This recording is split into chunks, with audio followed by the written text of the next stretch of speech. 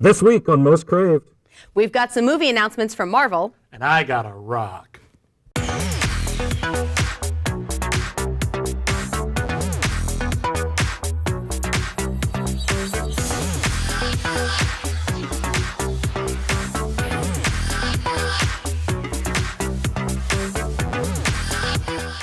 Hello and welcome back to a Halloween episode of Most Craved. I'm York Brown. I'm Supergirl. And I'm Charlie Brown. No relation.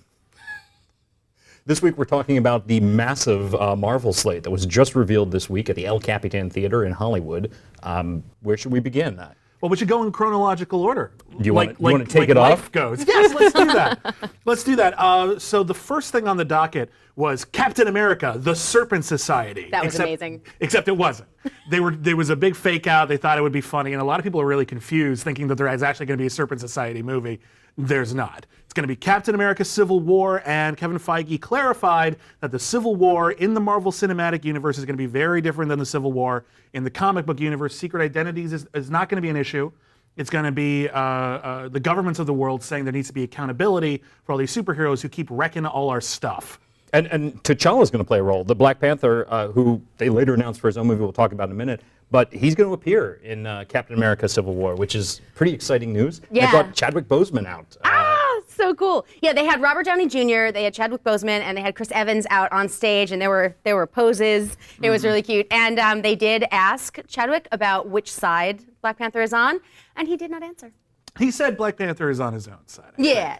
I think it's right. I love Chadwick Boseman as an actor. He's so great. 42. He's amazing in Get On Up. I think he was one of the people everyone thought would be Black Panther because he's such a rising star, and he was playing very coy.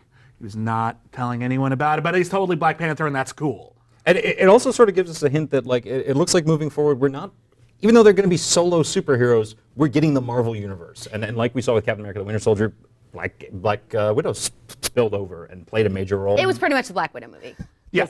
And as we looked at the trailer for Age of Ultron last week, there's a lot of hints that maybe Wakanda, or at the very least the vibranium resources of Wakanda, are going to be an issue in Age of Ultron, which would then lead directly into Civil War. Because of Claw. Because of Claw. What else we got? Then we got Doctor Strange with the surprise news that Benedict Cumberbatch, who it was reported by the trades earlier this week, had taken the role. He's not confirmed. So yeah, everyone was Right. like, "Hey, why didn't you announce Doctor Strange?" And Kevin Feige said, if we had officially signed someone to play Doctor Strange, we would have announced it. But it's not official, and I think it's important to remember that the terminology for these casting announcements we see in a lot of these trades specify that they're in talks a lot. In talks doesn't mean you signed a contract. In talks means this might fall through. It's usually, by the time they're in talks, usually they'll take it. It's usually a safe bet, but it's not a guarantee. Not a guarantee. Or Marvel would have announced it. And he would be sort of the most obvious casting. And it's funny because when I posted the news about this, that was what people kept saying. As much as we love him, and I mean, he can play everything, but but he does seem like a very obvious choice. What do you guys think? I'm happy with it. It's not the huge surprise. I was hoping after all this time we'd get somebody great. Somebody pointed out to me, though, somebody that unexpected. Great. I think he's still great. Robert Downey Jr. and Benedict Cumberbatch as the two Sherlocks. Yeah. There's not a lot of people that can be rude to Robert Downey Jr. and you root for them. Yeah. So the fact that Benedict Cumberbatch can pull that off, if he's Doctor Strange, I'm happy with that. And I think it's good for him because although everyone loves him on Sherlock and Star Trek Into Darkness made money but isn't really that popular, his movie career hasn't really gone as well as people expected. The Fifth Estate was a huge bomb, and all the films he's been in that have been really huge are huge because of the franchise. Although I haven't so seen this would be a great breakout Imitation role. Game is getting. I've heard Imitation Game is great, but it isn't out yet. Also, he's big on Tumblr. You may have noticed. Okay, so the next announcement was that Guardians of the Galaxy 2 has been moved up to May 5th, 2017. That's right. They feel confident about this one. It's going to jumpstart the summer. I can't imagine why. We don't really know anything more than that. James Gunn had a video message which was kind of a parody of his Comic-Con message where he scribbled over the screen of the original one. This time he scribbled over the scribble over to change the date. Whatever it is, it's going to be awesome. Yeah, it really will. No real news about it yet, though. So, what else we got, Silas? Take us in. Then we have Thor Ragnarok, which is a title that a lot of people have been speculating on as it would be a great capper. I was for one of Thor. those people. I was too. We were teased that it begins the minute Age of Ultron ends. So it seems whatever happens at the end of Age of Ultron has Thor taking off, is my guess. Taking off or some big monumental thing, but if it takes place right after Age of Ultron and we've got 4 movies with Ant-Man. Between them, he's got to be separate. He has to be separate from the rest of them. Otherwise, why would we do that? And it's also true that if a certain Mad Titan is trying to get soul gems, one of them's on Asgard. And we now learn, and was sort of clarified even more so yesterday, that the staff that Loki uses in the Avengers is one of the gems. Right. Which had been long rumored, but is now confirmed by this new trailer that they had put out for Avengers Infinity War, which we'll talk a little bit more about in a second. And then there was a scene shown in last night's Agents of S.H.I.E.L.D. Where everyone was trying to lift Thor's hammer. So it's posted around, it's out there, you can actually watch it now.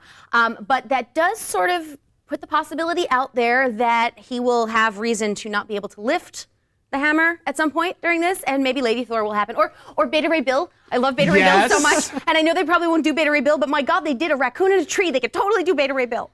I'm sorry, I'm done now. Really like Beta Ray Bill. So Black Panther is getting his own movie. And again, we know very little about that. Presumably, it'll spin off of the events of Civil War. We'll be introduced to Wakanda. I hope they really get into the sort of the political machinations of this. It's something we haven't really discussed directly too much in the Marvel Cinematic Universe, but having a superhero who is not like a leader of a corporation, but a leader of a country with valuable resources throughout the world, there's a lot to go with that. So I look forward to it. I'm very excited. We all got posters too, Black Panther posters. Oh my God, it's awesome. I love the character design. He looks cool. He looks cool. Jenna? Yes. Okay, so the next one we have is Captain Marvel.